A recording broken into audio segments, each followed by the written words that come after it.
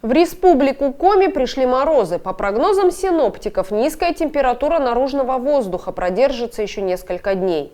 В разных муниципалитетах объявляются актированные дни. Интинские школьники тоже их ждут. При какой погоде отменяются занятия в образовательных организациях, в нашем следующем сюжете.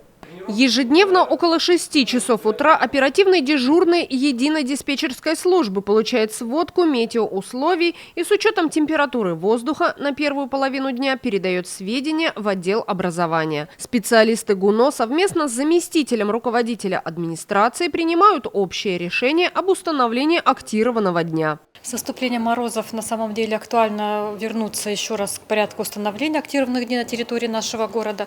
Порядок закреплен постановлением администрации от 21 января 2021 года, номер постановления 1/68.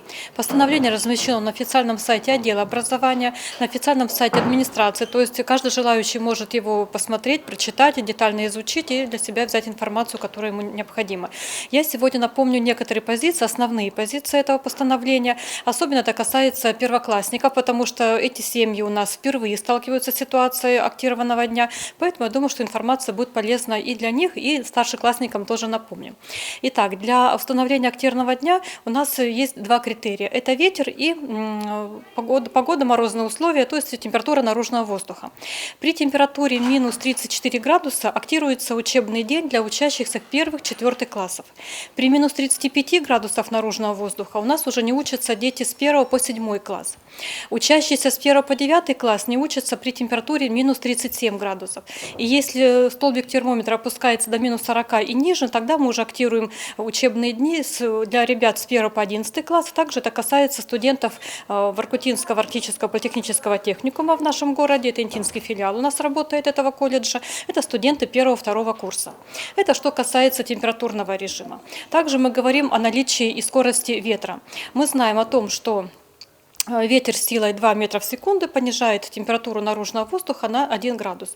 То есть учитываются и мороз, как я говорила, уже и температура, и сила ветра. А вот все это суммируется. Около 6 утра принимается решение об актировании учебного дня, и уже идет информация в СМИ.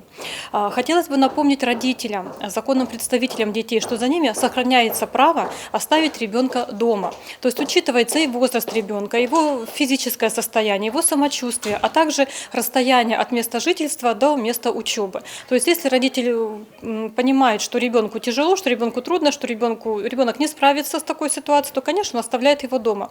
Большая просьба к родителям обязательно сообщить о своем решении в школу, чтобы классный руководитель или завуч, или директор, или в приемную информацию передать, но чтобы у нас педагоги были в курсе, по какой причине ребенок сегодня отсутствует у нас на занятиях. Ну а для наших ребят, я понимаю, что для них актированные дни – это долгожданные дни, они очень любят, они радуются актировкам, но тем не менее мы хотим еще раз акцентировать внимание и ребят, и родителей о том, что актированный день не является ни праздничным, ни каникулярным, ни выходным днем. Учеба продолжается в дистанционном формате. Узнать об актированных днях горожане могут на официальном сайте администрации Инты, а также на страницах ВКонтакте главы округа, городской мэрии и 5 канала.